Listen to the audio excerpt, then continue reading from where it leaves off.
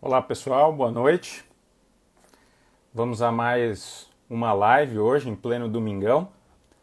E hoje eu vou conversar com o professor Luiz Xavier, que é mestre em Direito pela Universidade Federal Fluminense e também membro da banca examinadora do concurso para delegados de polícia no Rio de Janeiro.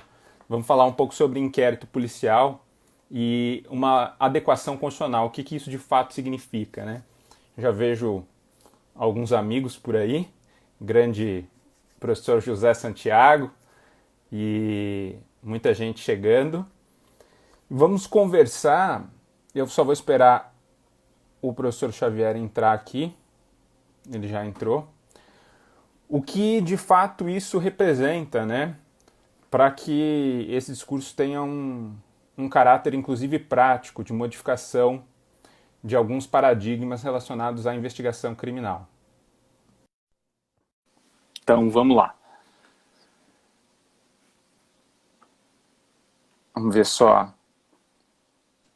se ele já conecta. E Fala, aí, meu meu amigo, amigo, tudo tranquilo? bem? Tudo tranquilo?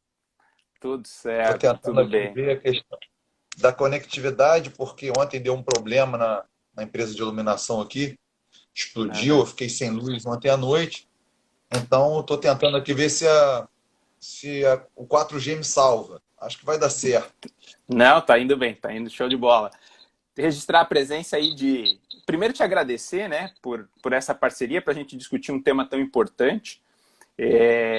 E que é sempre um tema relevante, mas no atual momento ele se apresenta de forma ainda mais evidente, né? Que é a discussão sobre uma investigação criminal que tenha de fato uma base constitucional, né? E vejo aí Sim, grandes colegas, professores, delegados, nosso amigo Carlos Rangel Carlos e Angel, meu outros. colega aqui do Rio. Tem bastante Um gente abraço, um aparecendo por abraço, aí. Angel.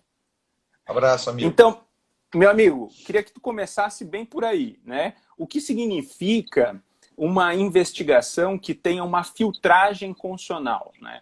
O que a gente pode dizer a esse respeito?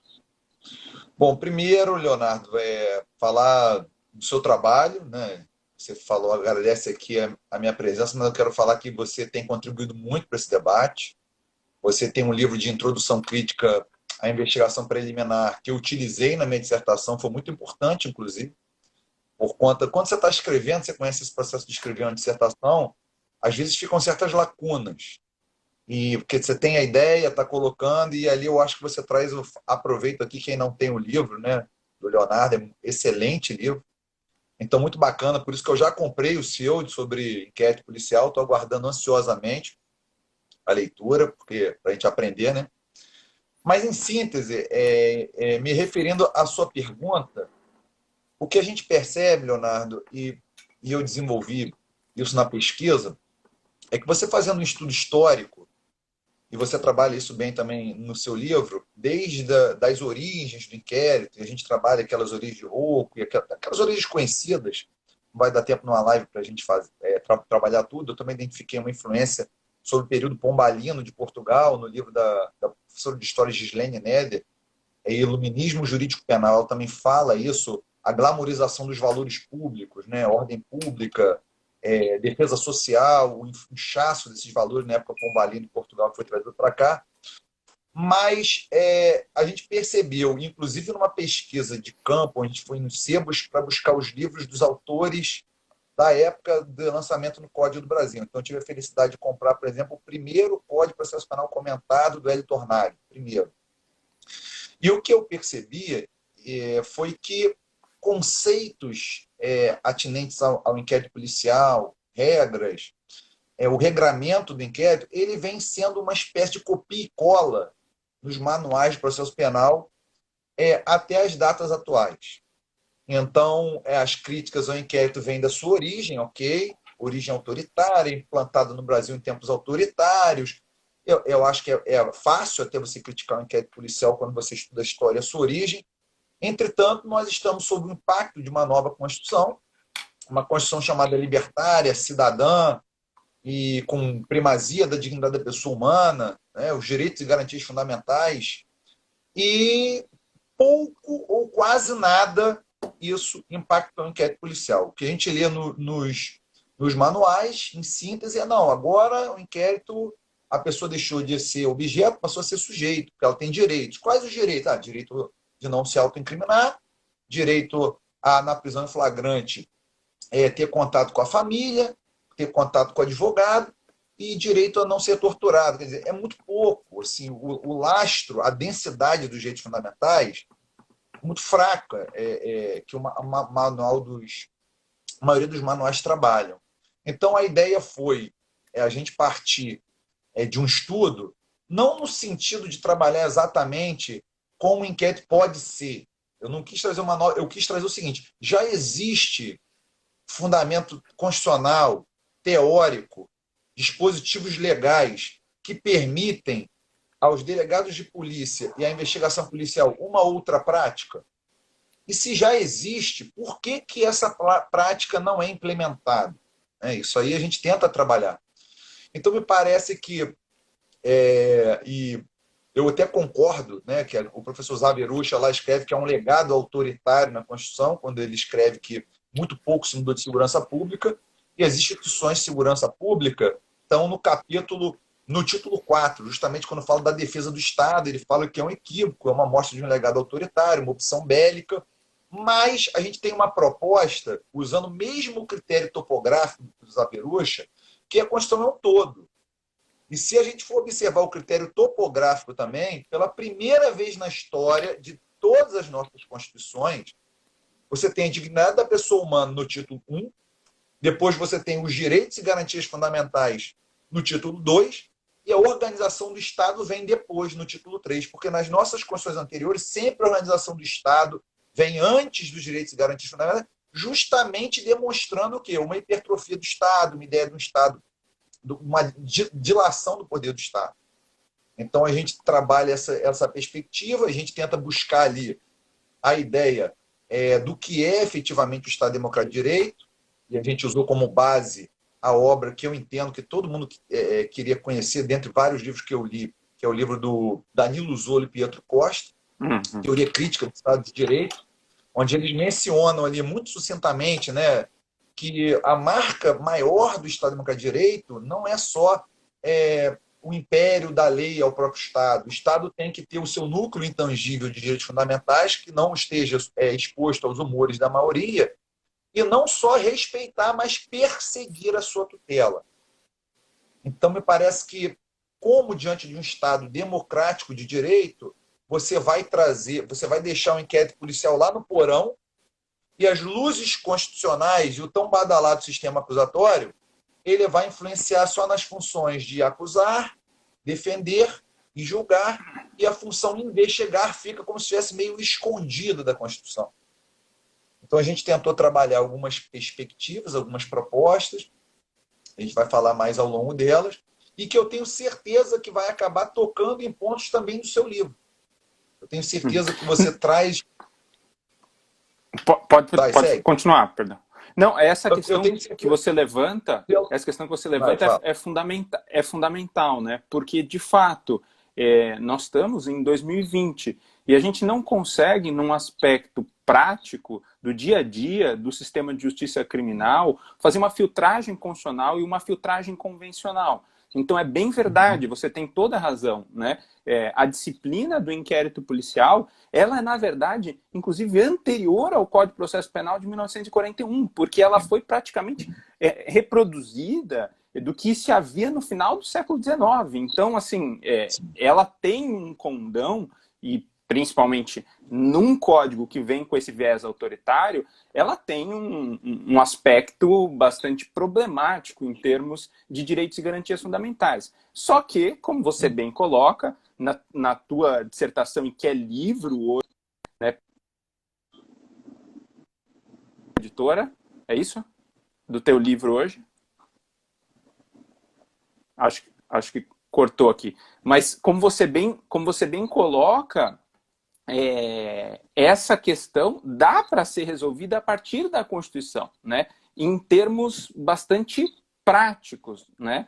E eu queria, assim, aqui, claro, fica à vontade para sugerir alguns tópicos, mas uma coisa que me incomoda particularmente nessa baixa análise constitucional da investigação preliminar, e a gente vê isso no dia a dia, inclusive nos jornais hoje, é a questão da suspeição da autoridade policial, por exemplo. Sim. Então, a gente continuar com uma lógica de que não é possível opor suspeição às autoridades policiais. Isso, de fato, está no Código. Mas isso é compatível com uma ordem democrática? Isso é compatível com uma ordem constitucional? Como é que você vê isso, por exemplo? Eu penso que parece óbvio que não. A questão do... Eu acho que assim, a pessoa, quando alguém, um fato, né, o nosso direito penal é do fato, é investigado, você começa a delinear categorias de autoria e materialidade, uma das seguranças que o cidadão tem que ter é de que o investigador ele não pode ter nenhum vínculo que o comprometa com o resultado.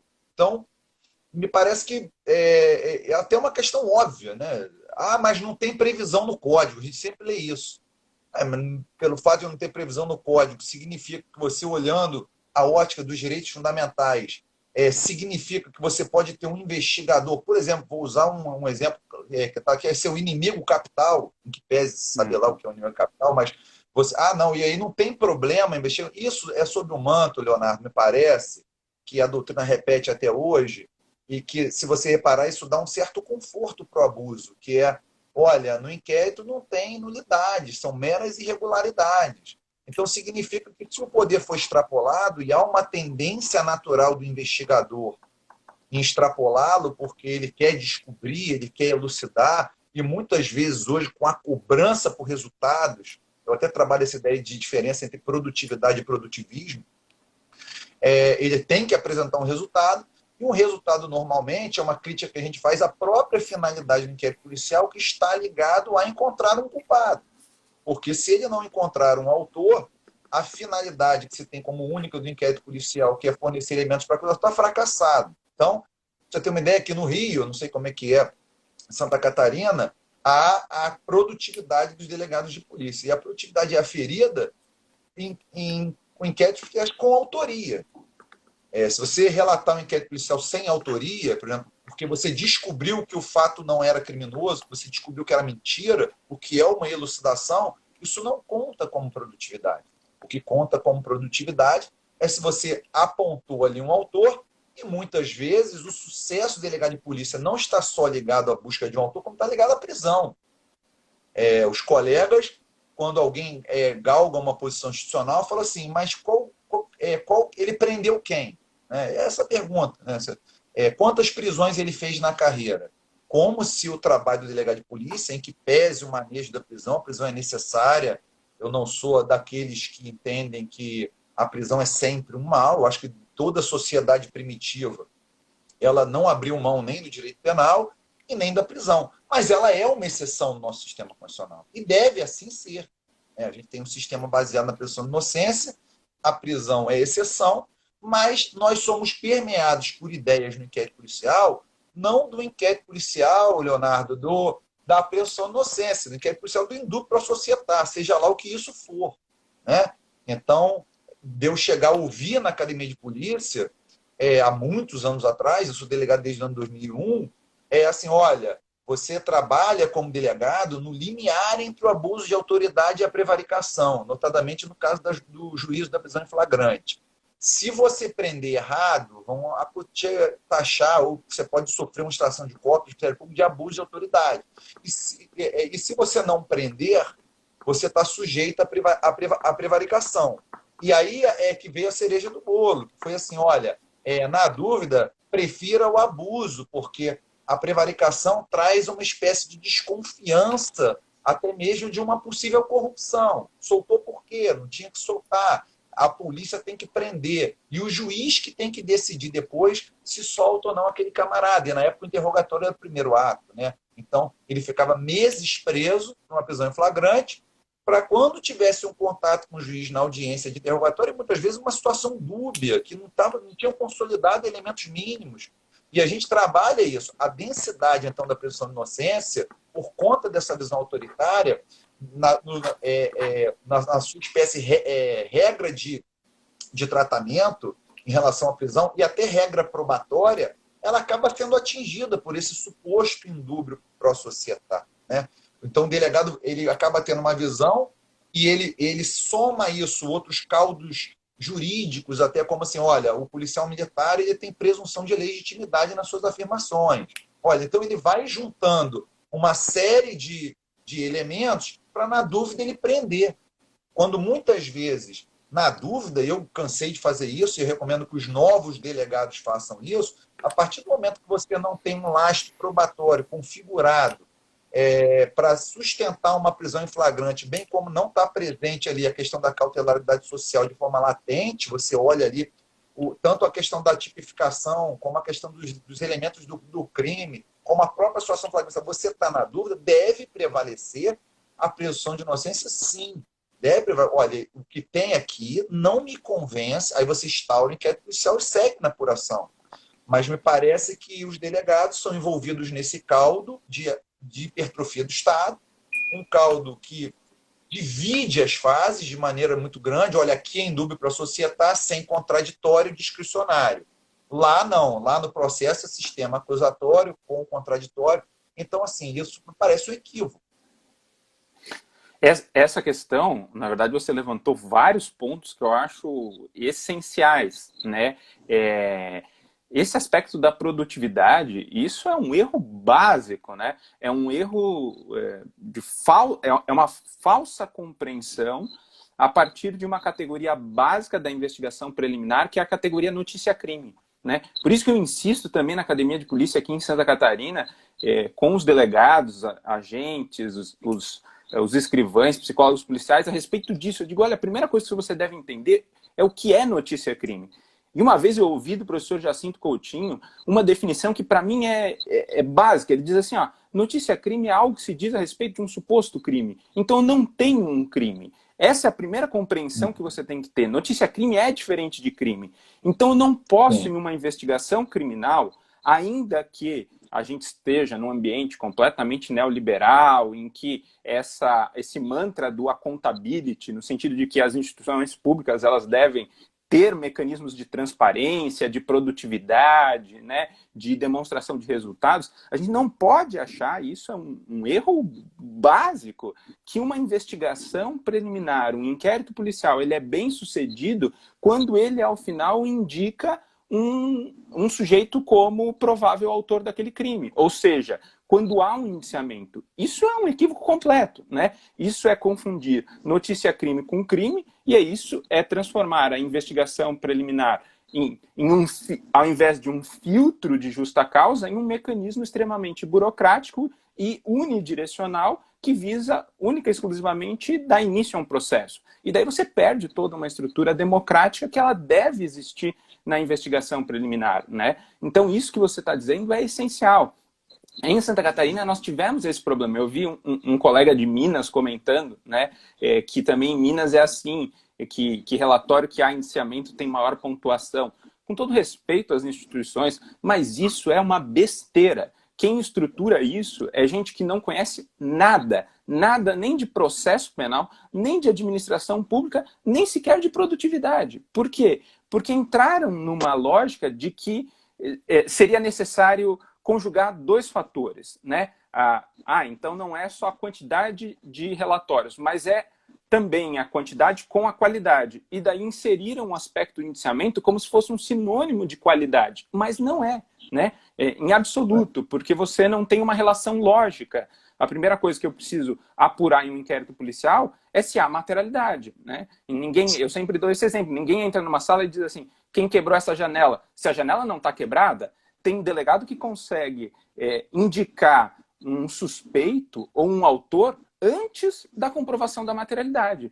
Isso é uma falta, né, de compreensão epistêmica absoluta, né? E um segundo ponto só que eu queria destacar dessa tua fala é essa função mesmo de garantia do delegado, porque a gente vive repetindo e virou meio que um mantra, né, de que o delegado é o primeiro garante, né, é o primeiro órgão no sistema de justiça criminal a tutelar direitos e garantias fundamentais. Só que tem que ser de verdade, Sim. Desde o início, desde por exemplo, uma notícia-crime de cognição coercitiva, desde a situação de flagrante, né? A importância do delegado, como você bem colocou, numa situação em que supostamente é apresentada por alguém, seja pela própria Polícia Civil, pela Polícia Militar ou um particular, como uma detenção em flagrante, é analisar se estão presentes os elementos para a lavratura daquele auto de prisão em flagrante, né? Aqui existe um compromisso democrático, né? Por exemplo, com a questão da insignificância. Eu queria que você dissesse um pouco a respeito desse tema. Como é que você vê essa importância do juízo a ser feito pelo delegado de polícia em casos de insignificância, em flagrantes de bagatela? Como é que você vê essa situação? Bom, eu acho que a sua fala foi muito correta. Não à toa, no Código de Processo Penal, o ato de polícia judiciária mais solene é o ato de prisão em flagrante. Então, se não for para o delegado estar inserido como dispositivo democrático, como diz a Gambem, dentro do aparelho policial, justamente nessas horas mais difíceis, onde do cometimento de um crime o Estado tem uma tendência a se hipertrofiar, né? É o que Zaffaroni fala da dialética entre o Estado de polícia e o Estado de direito. O Estado de polícia está sempre pulsando para romper o dique de contenção do Estado de direito. E o delegado ali, notadamente na análise do flagrancial, ele é esse dispositivo democrático acionado pelo Estado de Direito. Então, essa questão do princípio da insignificância, Leonardo, eu acho isso de uma maneira tão óbvia. E aí a gente vai percebendo como existem alguns preconceitos em relação até à questão do delegado de polícia. É muito comum alguns manuais ainda escreverem assim, até alguns professores, olha, o delegado de polícia não é dado juízos valorativos. Então, antigamente, o delegado de polícia ele era o senhor da tipicidade. Eu cheguei a ouvir isso em sala de aula. Só que o que aconteceu? Pela perspectiva do funcionalismo, algumas perspectivas, alguns movimentos penais, a tipicidade foi ficando mais gordinha.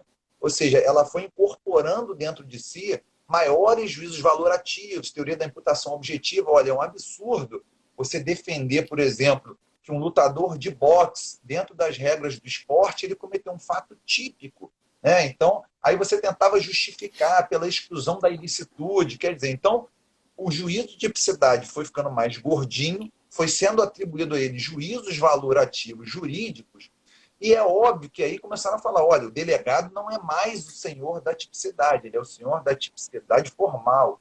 Aí me parece que não faz nem muito sentido o delegado ser uma carreira jurídica de Estado. A gente trabalha isso no livro. Eu acho que, Leonardo, que até nossos colegas e instituições, elas utilizam muito a lei dos 830. Porque quando fala ali que atribui ao indiciamento ato fundamentado, motivado de maneira técnico-jurídica, e quando atribui e diz que a função do delegado de polícia é uma função de Estado e uma função jurídica, como pode você ter uma lei federal, a Constituição exige que seja bacharel em direito, você tem uma lei federal que diz que o ato de indiciamento tem que ser tecnicamente fundamentado e atribui que é uma carreira jurídica de Estado, mas como assim uma carreira jurídica que não faz juízos valorativos e juízos mínimos de tipicidade? Então, me parece que você deixar, e eu trabalho isso no livro como uma das perguntas, está no final, eu pergunto se o delegado pode fazer juízo de tipicidade, depois pergunto se pode fazer juízo de ilicitude, sendo que isso trabalhar dentro de uma perspectiva constitucional. Então, no Estado, que a prisão é exceção, você ter um patrulhamento ideológico de outras carreiras. Eu sei porque eu trabalho na corregedoria há muitos anos e cansei de ver delegado aplicar o princípio da insignificância de maneira correta e o Ministério Público extrai cópias, dizendo que ele deveria ter prendido. E cabe também, enquanto o nosso papel de corregedoria, embora às vezes seja um papel que não é muito compreendido, mas a gente estabelecer, verificar o ato do colega, verificar que está bem fundamentado, e em que pese, caso outros órgãos tenham diferenças interpretativas, tanto houve uma transparência que se foi colocado num documento, foi comunicado, e não tem transgressão disciplinar nenhuma, e muito pelo contrário. Você não permitir que um delegado de polícia aplique o princípio da insignificância, é lógico que a gente sustenta, coloca no livro, olha, em que pese muitos autores sustentarem que há uma certa confusão e redundância ali naqueles requisitos firmados pelo Supremo Tribunal Federal, até porque meio que acaba flertando com alguns elementos da culpabilidade. É lógico que se você puder no seu despacho fundamentar citando a decisão, ainda mais num momento que não está muito consolidado, isso vai ser mais seguro. olha, eu estou aplicando o princípio da significância porque a Suprema Corte entende que esse princípio existe e dá os contornos dele que eu vislumbro aqui no caso flagrancial. Fazer diferente disso, Leonardo, me parece que é você entender que a prisão é regra. Entende? É você violar a Constituição. É você violar a prisão e o próprio direito penal como última ratio. Então, dentro de uma interpretação constitucional, é ilógico você falar que um delegado de polícia, ele só com base na atividade formal, ele pode cercear a liberdade de um cidadão. Então, eu acho isso uma coisa evidente. Eu acho que um olhar constitucional sobre os direitos fundamentais deixa claro a possibilidade do delegado aplicar o princípio. Esse aspecto, ele é bastante... Eu concordo plenamente contigo. Essa é uma operação jurídica, um raciocínio jurídico bem simples, né? Auto de prisão em flagrante depende de uma prática criminosa. Se todo crime obrigatoriamente pressupõe tipicidade, se a insignificância afasta, pelo menos numa visão majoritária, a questão da tipicidade, é só você brincar de X, né? Havendo insignificância, não há tipicidade, logo não há crime, não há auto de prisão em flagrante, né? Me parece, daí eu tenho dito isso várias vezes, abusivo mesmo é prender alguém em flagrante por uma situação nitidamente insignificante, né? Agora, Sim. uma coisa que você mencionou lá no início, e você volta a falar agora, que me parece bastante importante, é a necessidade de o delegado de polícia motivar os seus atos, né? A gente sabe que na prática é muito fácil, às vezes, a gente falar isso, né? Ou escrever isso em artigos, em livros, mas na prática é bastante complicado. Às vezes você tem um delegado numa central de polícia, tem 4, 5 flagrantes esperando, e exigir dele uma motivação jurídica plena para cada ato, mesmo na prisão em flagrante, que é um ato de extrema importância, é bastante complicado na prática. Só que nós precisamos insistir nessa tese de ter uma motivação mínima para esse ato. Então, isso eu acho um aspecto muito importante, né? E eu também trabalhei aqui em Santa Catarina na corregedoria durante um tempo, e eu dizia isso para os colegas, né? Se você motivar, se você fundamentar o seu ato, fica muito mais fácil dele ser sustentado juridicamente, né? E você apontar quais foram os motivos racionais para aquela tomada de decisão. Então isso é muito importante. A gente tem que romper um pouco com o mito da discricionariedade, né?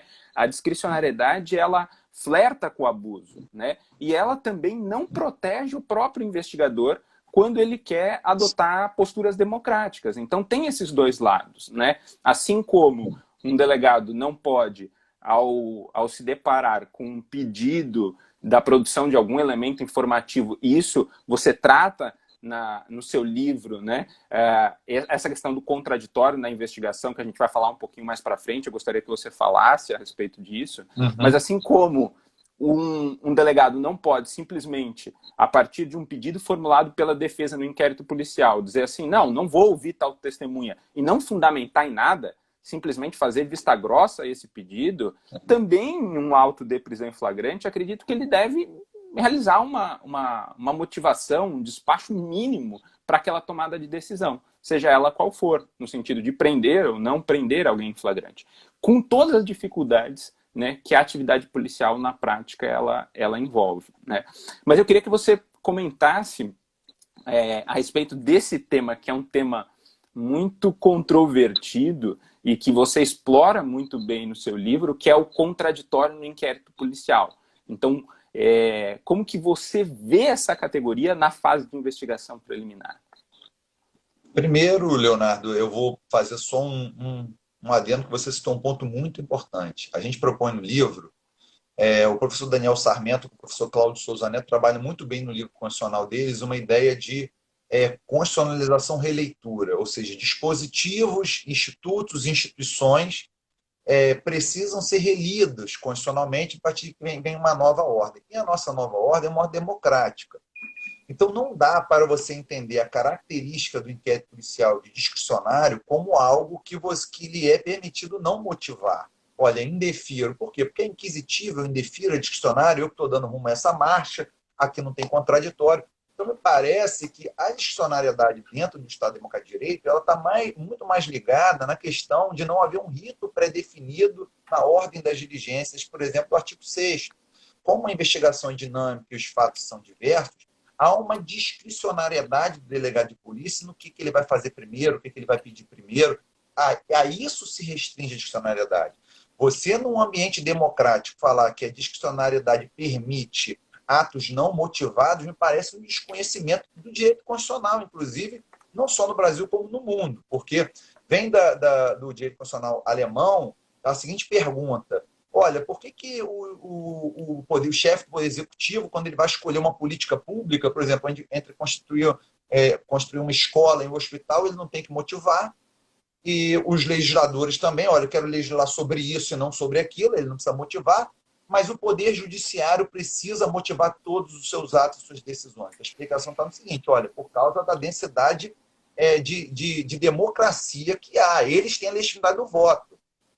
O Poder Judiciário não tem, então ele precisa motivar todas as suas decisões para efeito de controle jurídico, controle social. E me parece que isso se estende a todos os operadores do direito concursados, como, por exemplo, o delegado de polícia. Não pode ter um pedido de diligência dentro do inquérito, botar indefiro, ponto, e o camarada, a defesa não sabe nem porquê, o que impossibilita o exercício da defesa endógeno e exógeno, através de mandado de segurança e habeas corpus.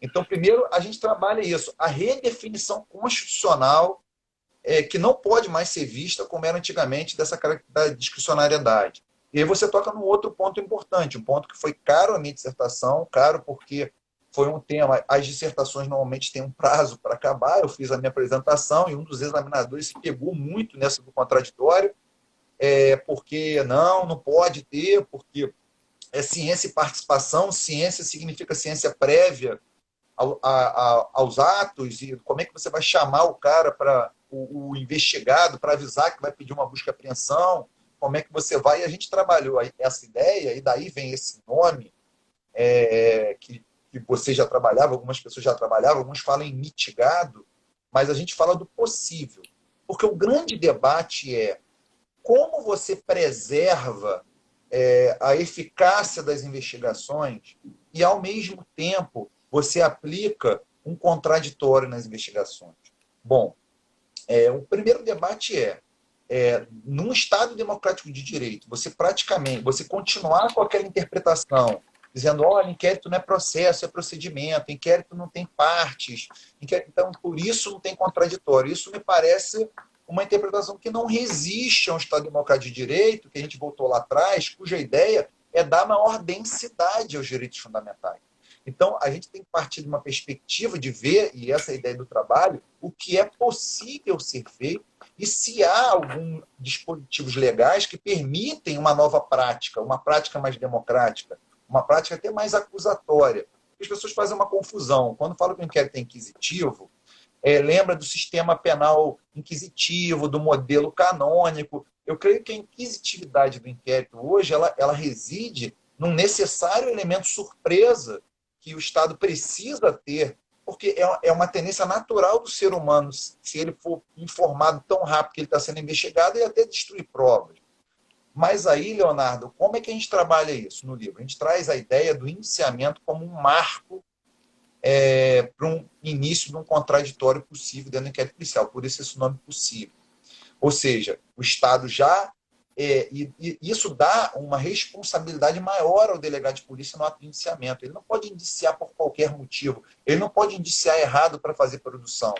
Porque uma das coisas que vai acontecer é você, de certa forma, você vai abrir mão, a partir daquele momento, do elemento surpresa do Estado. E você tem que realmente abrir mão, porque você já está definindo no ato de indiciamento, apontando o canhão do Estado investigador, falando, olha, fulano, eu estou apontando o canhão para você, eu entendo que tem fatos aqui que apontam para você, a materialidade já está definida, então eu te indiciei. E aí vem o dispositivo, isso que é muito importante, as pessoas desvalorizam muito, e próprios colegas, a 12.830. Isso foi para atender os delegados, porque não. Se você entender o indiciamento como um possível marco inicial para dar maior densidade, é como se você desse uma conjugação assim. O acusados em geral, que está lá no artigo 5º, A partir do momento que você indicia alguém de maneira fundamentada, esse alguém está dentro desse contexto do acusado em geral, porque você dirigiu o canhão do Estado investigador para ele, claramente escreveu e assinou. Então, você seria permitido maior acesso à defesa a partir desse momento. A defesa, aí você aproveita o artigo 14 do CPP, que fala lá, que usa a expressão indiciado, que o indiciado pode requerer diligências. E aí vem aquele que serão realizadas ou não a juízo da autoridade. Veja bem, isso vai se coligar com a característica da discricionalidade interpretando de forma constitucional. O delegado não é obrigado, podem ter diligências ali protelatórias, como são pedidos em juízo, só que ele vai ter que fundamentar, ele vai ter que escrever o que ele indeferir. Então, isso daria uma feição nitidamente garantista, tem vários benefícios. O Estado, na verdade, ele fez a opção do seu elemento surpresa até o indiciamento. A partir do indiciamento, você tinha um marco de um contraditório mais denso. Aí, Leonardo, vem a crítica. Olha, você quer transformar um inquérito num processo judicial. Já tem o... Não é isso. Eu não sou favorável à burocratização das investigações. Eu não sou favorável. A questão é, existem tantos problemas que seriam minorados com a defesa, pelo menos, tendo uma oportunidade, ainda em sede de inquérito policial, de uma devida reação, aquele direito de informação e reação. Olha, alguns que eu posso citar. O desindiciamento, caso fique comprovado que a marcha estava equivocada. O camarada vem apresentar provas cabais que não foi ele, que foi outra pessoa. Isso pode permitir, então, olha, vamos refazer a marcha investigativa, e a gente foi bom isso, porque a gente não cometeu uma injustiça de um processo penal temerário, um processo que, por si só, gera dores, né? As dores do processo, as dores das investigações. Só quem já foi investigado injustamente ou respondeu um processo penal injustamente sabe. Inclusive estigmas que prevalecem. Eu escrevo isso no livro, né? O indiciamento tem um estigma social muito grande. Você vê o Jornal Nacional, os outros não rádio. A polícia indiciou. Veja bem, isso está na televisão, está no Google, né? O que gera até um debate no direito civil sobre o direito ao esquecimento, porque você esquece, mas o Google não esquece. Então, é muito séria essa questão. Fora que agora, e eu aponto 5 ou 6 vantagens, o Ministério Público ele pode analisar a presença da justa causa, que eu concordo, que eu sei que é uma posição que você tem, que não é uma mera possibilidade, tem que ter um juízo de probabilidade maior, já analisando as razões da defesa. Para o juiz de garantias, que haja até o recebimento da peça, ele vai olhar, e aí é uma outra polêmica, se o inquérito vai seguir anexado ou não. O professor Nutti defende que não, a gente diz que sim, porque a lei não veda, né? A lei fala em matérias que são reservadas ao juiz de garantias. Mas, por exemplo, um testemunho prestado em sede policial não tem atuação nenhuma do juiz de garantias, isso vai continuar. Me parece que vai seguir no processo.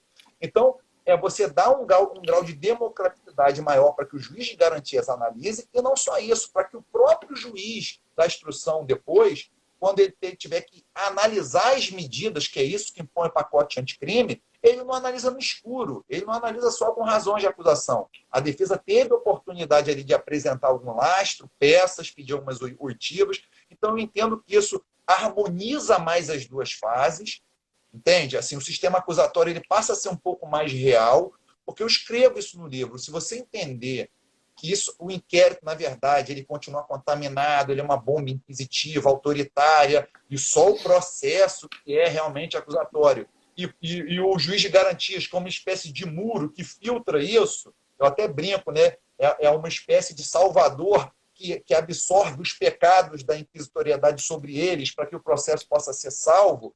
Olha, isso não vai ocorrer. Isso é uma outra categoria que a gente trabalha, isso é um fetiche jurídico com a figura do juiz. Porque assim, não, olha, como ele vai controlar, então agora vai. O que não é verdade. Ainda que as partes vão tirar cópias do inquérito, vão anexar. Então, o que você precisa melhorar é o grau de democraticidade dentro do inquérito policial. E eu entendo que a aplicação desse contraditório possível, porque ele só é possível a partir de um determinado momento, para que você preserve o elemento surpresa do Estado, traz uma série de benefícios e mais. Dá uma melhor densidade a um direito fundamental, que justamente é o que busca o Estado Democrático de Direito. Essas questões, elas são muito controvertidas, né? Eu mesmo posso dizer que concordo com você em vários aspectos e discordo também de alguns aspectos, o que é uma coisa extremamente salutar. Eu acho a gente poder ter esse diálogo. Valeria marcar uma live só para discutir contraditório no inquérito policial e a figura do juiz das garantias, né? Que são temas muito Sim. relevantes, né? Mas dois aspectos que eu só queria extrair da sua fala. A questão do contraditório, que alguns também têm afirmado que ela é extremamente nova. Ah, não, agora em 2020 vocês querem discutir contraditório no inquérito policial, mas não é tão novo assim, porque nós temos textos, por exemplo, do professor Rogério Laureatucci, já da década de 90, dizendo que o artigo 5º da Constituição permitiria uma interpretação no sentido de um determinado nível de contraditório na fase de investigação preliminar. Mais ou menos nessa linha que você expôs, no sentido de que, olha, acusado, segundo a Constituição, não é apenas e tão somente aquele acusado tecnicamente do processo penal, né? Essa expressão, como tantas outras do direito, ela não segue um caráter muito rigoroso. A gente tem que entender esse acusado como uma espécie de imputado, toda e qualquer forma de imposição de um ônus que é feito pelo Estado em relação a esse sujeito, né? Então, enfim, ao mesmo tempo, não dá para a gente exigir, e não é isso que você coloca, e não é isso também que eu defendo, que a fase de investigação preliminar tem exatamente as mesmas garantias do que a fase do processo, porque elas devem ser diferentes. Daí, eu até tenho algumas divergências em relação a pessoas que eu respeito muito e que escrevem, por exemplo, um colega que eu gosto muito, que é o Eliomar Pereira, que tem uma tese de doutorado fantástica escrita em Portugal, que ele defende a natureza processual do inquérito. Eu, por exemplo, nesse aspecto, eu divirjo, porque eu entendo que essas fases, elas são diferentes, porque senão você reduz o caráter do sistema de justiça criminal. Daí você perde a progressividade de juízos de imputação e a natureza, a cognição de cada uma dessas fases. As coisas são diferentes. O que não impede Sim. de se ter garantias e direitos fundamentais na fase de investigação preliminar. A grande discussão, me parece, que é o nível, né? Qual que é o nível de contraditório, qual que é o nível de defesa, né? É isso que está em discussão. Mas que existem, existem. E eu não preciso rotular o inquérito de processo para reconhecer a existência desses direitos e garantias fundamentais, né? E uma outra questão importante, né? Claro que o juiz de garantias vai suscitar. Eu particularmente sou muito favorável ao juiz de garantias. Eu acho que ele não diminui o inquérito policial. Eu acho que ele reforça o caráter da investigação. Ele dá um aspecto mais democrático. A gente tem que se preocupar com essa originalidade cognitiva do julgador. É muito difícil você começar um processo com toda uma história já definida e com um julgador que participou da fase de investigação. Eu atuei em casos, né, que no começo da carreira, eu já estou também há 12 anos na Polícia Civil, e no começo a gente vai mudando ao longo do tempo, né? É natural que algumas coisas a gente entenda de maneira diferente, né? O tempo faz isso com a gente. E antes, o que eu achava uma grande parceria entre polícia e judiciário, hoje eu já não acho tão legal assim, porque existem problemas, né? O juiz, que é aquele que acompanha a busca, que às vezes decide o pedido sem antes consultar o Ministério Público, isso é problemático, né? Porque essa sintonia, ela pode nos levar a determinados abusos, né? Não que conscientemente a gente deseje esses abusos, mas no intuito de esclarecer aqueles fatos, a gente acaba tendo uma visão, às vezes, um pouco distorcida. A gente precisa de freios, né? Isso é necessário, né? Mas um aspecto que eu queria comentar com você e que é uma discussão bastante interessante é a discussão e que você menciona sobre a questão burocrática do inquérito, né? E, ao mesmo tempo, desburocratizar, só que sem perder o caráter de garantia, né? Eu digo isso por quê? Porque a gente se a gente olhar para o continente latino-americano, todos os países da América Latina reformaram seus códigos, mudaram os sistemas da investigação preliminar, e um dos principais teóricos que fomentou essas mudanças foi o professor argentino Alberto Binder. E ele é enfático nesse aspecto, ele defende muito fortemente a desformalização da investigação preliminar, né? Só que eu acho um problema isso, né? Eu acho que a gente tem que estabelecer uma diferença entre desburocratizar, e a gente precisa desburocratizar, é um procedimento muito cartorizado, ineficiente em vários aspectos, né? Mas existe uma forma, e daí eu tô com o Auri nesse sentido, de que a forma no sistema de justiça criminal ela é garantia. Então tem uma forma mínima que tem que ser preservada. Como que você vê esse aspecto? Bom, eu creio que as investigações, Leonardo, a gente tem que trabalhar para dar um certo dinamismo. A marcha, você não precisa ter, como você tem no processo, ritos, como se fosse uma espécie de despachos saneadores. A partir daqui, o que eu entendo é o seguinte: a formação técnica jurídica do delegado, ela é muito importante, inclusive, como filtro de contenção, porque ainda que você desburocratize no sentido de se exigir menos ritos, você tem uma pessoa ali que está coordenando a investigação desde a produção dos atos. Isso não significa burocratização, como algumas pessoas falam. Olha, o inquérito no Brasil precisa de um delegado porque ele é burocrático. Não, ele precisa de um delegado porque muitas vezes em tomadas de decisões rápidas, ele vai precisar dizer, olha, doutor, a gente está aqui com um suspeito, a gente pode sentar do lado dele, instalar um dispositivo para ouvir o que eles estão conversando e gravar isso, quer dizer, pode, não pode, quando pode, o que você tem que ter antes disso. Isso você precisa de ter um filtro de contenção do poder estatal, que você não pode confundir que isso é uma burocracia. Você, durante a investigação, você tem que observar certos requisitos legais, certos requisitos constitucionais, e cabe ao delegado, como presidente e comandante, fazer isso. Então, é exatamente isso que você falou. Você desburocratizar significa você não ter que ter aqueles ritos, então tem que ser assim, aí depois você tem formulários, formas específicas, mas não significa que alguns atos, principalmente os atos de maior invasividade na investigação, eles precisam ter um profissional que faça esse filtro desde a sua produção, né? Então, eu acho que é assim que você compatibiliza de alguma maneira, mas assim, não transformando o inquérito, e é por isso eu concordo quando você citou esse exemplo, um processo. O inquérito não é um processo. E eu acho que nem deve ser. O processo é outra coisa. Você parte, aqui na investigação, o que você quer é formar a justa causa, o standard probatório, para falar, Estado, olha só, você agora já tem um juízo de probabilidade que esse crime existiu, materialidade, e que esse fulano é o autor. Ou seja, você já está um pouquinho acima de uma dúvida razoável que lhe permite denunciá-lo respeitando a presunção que você pode denunciar. Eu acho que essa é a função da investigação e que é uma função gigante, de uma importância enorme.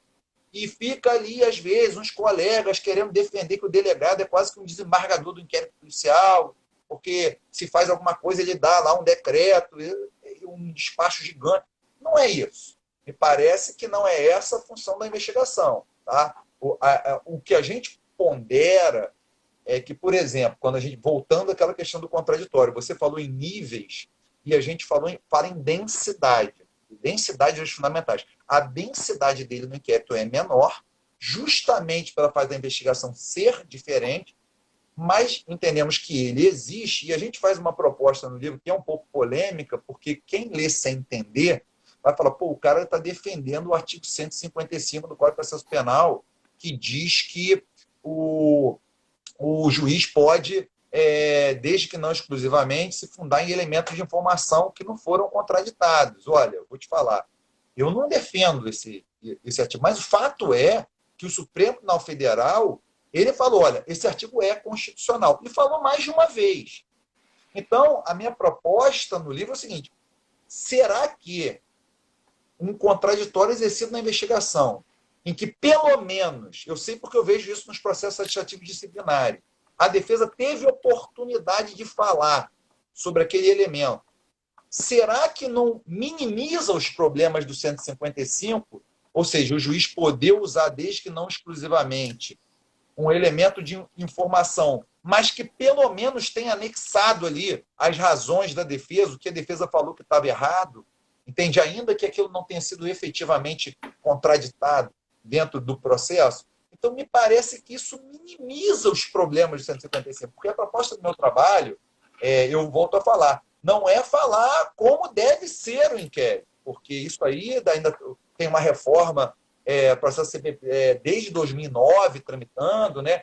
E a gente nem sabe se o que vai surgir dali realmente vai ser o que a gente entende que é o melhor.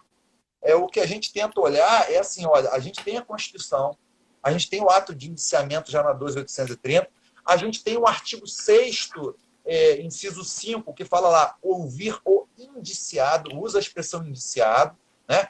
E fala lá, no que for aplicável ao interrogatório judicial, ou seja, na minha cabeça, uma interpretação mais constitucional é preferencialmente o último ato, onde o lastro já está produzido contra ele, que ele pode se defender de maneira mais efetiva, e não de maneira que você chame ele no começo, que não tem nada para ver se ele fala alguma coisa para depois você ir atrás. Então, entendo que tem formas mais democráticas de se trabalhar com o que a gente tem. Essa é a proposta. E aí a gente entende que algumas permanências autoritárias, mentalidades inquisitivas, fazem com que isso seja reproduzido naquele molde que o Ferraioli denuncia, que há uma negligência com o direito policial, eis que tratado como uma espécie de direito inferior, tanto pela academia, né, a gente tem que entender que é uma novidade, delegados agora estão, não sei se é exatamente uma novidade, mas que está com mais frequência, dando aulas, frequentando mestrados, doutorados, isso era muito comum nas outras carreiras jurídicas, né? O sistema jurídico no Brasil ele tem uma característica onde os grandes difusores do direito eles integram carreiras públicas. E isso tem um problema. Tem um pesquisador americano que veio aqui, fez uma pesquisa, depois com o Rogério Perdomo, da Venezuela, acho que da Colômbia, que ele diz o seguinte, quando ele faz uma comparação dos sistemas de civil law e common law, embora isso seja polêmico, né? Porque hoje o Supremo já absorveu muitos institutos da common law. Mas ele fala o seguinte, no Brasil tem uma característica interessante, que assim, as pessoas são chamadas muito cedo para a carreira jurídica jovens, e elas entram, eles viram promotores, ou juízes, ou defensores, ou procuradores, alguns professores, e eles tendem a desenvolver saberes setorizados, voltados para os interesses da sua profissão, e eles ingressam nas universidades e ensinam o direito dessa forma. E ele entende isso como uma coisa diferente, por quê? Porque no sistema da common law, hoje o camarada é defensor, amanhã ele sai, ele é promotor, daqui a pouco, dependendo de alguns Estados Unidos, ele é eleito, ele é juiz, e ele diz, e isso não que seja melhor, ele compara, permite uma visão do direito mais como um todo. Entende? E eu vejo esses problemas até na nossa categoria. Eu vejo colegas que, em que pesem sustentar algumas categorias, como o inquérito é indispensável, o inquérito é processo, em que pese o esforço teórico, que eu admiro, que eu respeito, que eu entendo, não me parece ter uma consistência, e eu acho desnecessário. Assim, se é que eu estou me fazendo entender, não tem essa necessidade. Então, mas eu valorizo porque a verdade por conta dessa característica que foi falada pelo pesquisador, muita gente não se preocupou com o inquérito, não se preocupou com o delegado e ficou reproduzindo saberes setorizados nas universidades durante 20, 30 anos, que reflete o que a gente tem hoje como conteúdo. É um certo concursismo no direito. Se ensina muito concursismo e pouco direito, né? Eu acho que isso está ligado até a uma própria reforma do ensino jurídico no país. Quer dizer, é uma coisa mais macro. Mas é essa proposta, a gente tenta explicar bem para você comprar o livro está aqui, chegou, está bonitinho. Tá? Você não vai estudar comigo como deveria ser. Você vai estudar de onde veio, por que essas mentalidades permanecem e o que poderia ser feito dentro do que já temos para melhorar. Essa é a ideia, até que venha um novo sistema. Meu amigo, muito obrigado pela tua explicação. Fica aí, de maneira muito sincera, a indicação do teu livro. Com certeza é uma referência para a gente refletir a respeito de vários pontos. Eu anotei vários temas aqui, mas não vai dar tempo para a gente não ser cortado pelo Instagram, né? Eu só queria A gente faz registrar... outra depois. Daí a gente volta, faz uma outra, em algum outro momento, mas eu só queria registrar a presença de alguns amigos, né? A Débora, uma querida amiga, delegada na Bahia, que estava aí comentando e sempre dialoga com críticas construtivas à instituição, e o professor César Roberto Bittencourt, né, brilhante penalista, que estava aí acompanhando também, e que amanhã nós vamos ter uma live sobre direito penal com ele e as modificações da Lei 13.964 de 2019. Meu amigo, só quero deixar nesses minutos finais, aí nesses 2 minutos finais, para suas considerações e te agradecer mais uma vez por esse diálogo. Acho fundamental a gente debater esses temas que são tão caros ao sistema de justiça criminal e à própria democracia. E um debate que seja um debate estruturado em ideias consistentes, né? Porque a gente tem um problema sério, e eu finalizo com isso, é um ensino jurídico oportunista em diversos aspectos, né? E que, às vezes, por critérios ou classistas, ou econômicos, ou concursistas, resolve inventar algumas categorias que são completamente desnecessárias e que não modificam a nossa prática. Esse é o nosso problema. A gente precisa ter uma transformação concreta em relação a procedimentos que interferem na vida de seres humanos. E é o caso da investigação. Então, mais uma vez, muito obrigado e deixo para as tuas considerações, meu amigo. Olha, eu queria te agradecer. A minha proposta da nossa próxima live é quando eu tiver com o seu livro, né? Vou receber o seu livro, vou fazer um contato.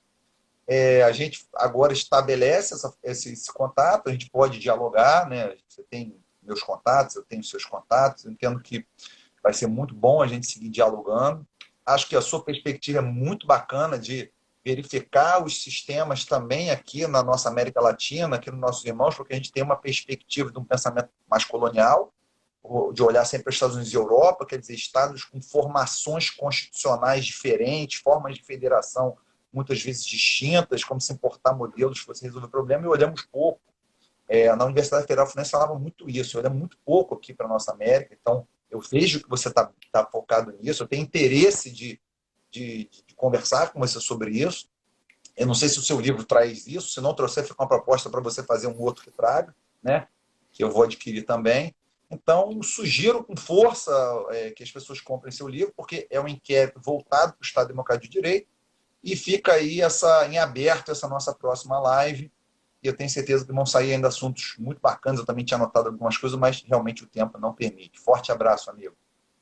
Meu amigo, um grande abraço e muito obrigado a todos que acompanharam essa live. Boa noite, final de domingo para vocês. Valeu. Realmente. Forte abraço.